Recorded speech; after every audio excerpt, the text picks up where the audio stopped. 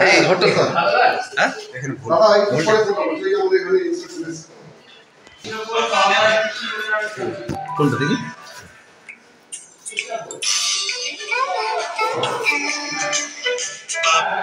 হ্যাঁ বলো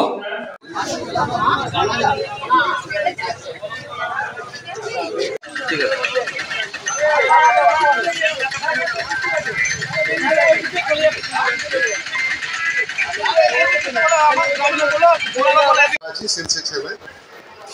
ঠিক ওই মানে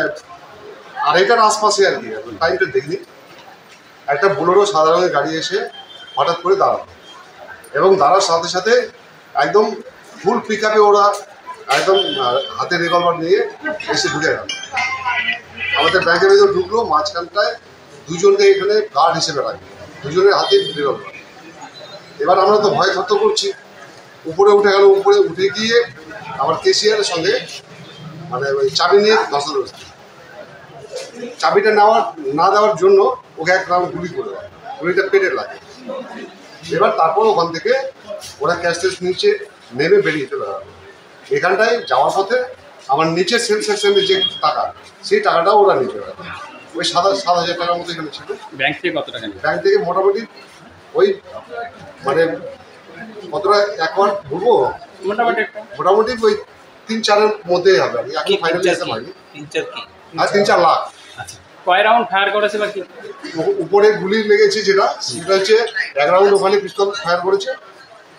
আর যাওয়ার পথে এখানে হাতে একটা বোমা ছিল বোমাটা বাস্ট করে বেরিয়ে যায় কোন দিকে গেছে মানে তারা কি কোনো ধরা পড়েছে বা কিছু এখনো পর্যন্ত জানেন না এখনো পর্যন্ত কোনো খবর পাইনি কি মনে হচ্ছে সেটা গেছে তোমার ওই পাকুয়া রাস্তায় আছে পাকুয়া রাস্তা কি মনে হচ্ছে তারা আসলে কি বা বহিরাগত বা লোকাল বা কিছু আসলে ওদের তো মুখ তো মাস্ক দিয়ে ঢাকা ছিল তো ঠিক বুঝতে পারছি না যে ওরা কি লোকাল ছিল কি ইয়ে ছিল কিন্তু ওদের ভাষাতে মনে হলো না যে ওরা বিহারি মানে ইয়ে ভাষী হিন্দি ভাষী মনে হলো না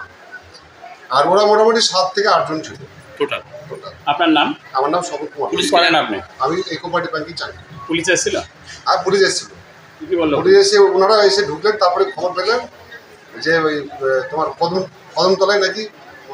এই বলে আর কি বেরিয়ে গেল যে ওই আসছি আমরা এইভাবে বলে আপনার নাম কি বললেন আমার নাম স্বপন কুমার কি করেন আপনি আমি সেল সেকশন আছি ঠিক আছে ছেড়ে দে হ্যাঁ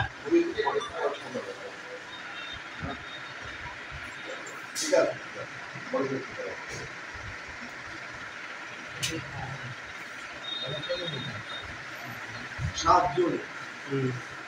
উপরে 7 থেকে 8 জন 7 জন যদি উপরে হয় নিচে 2 জন ছিল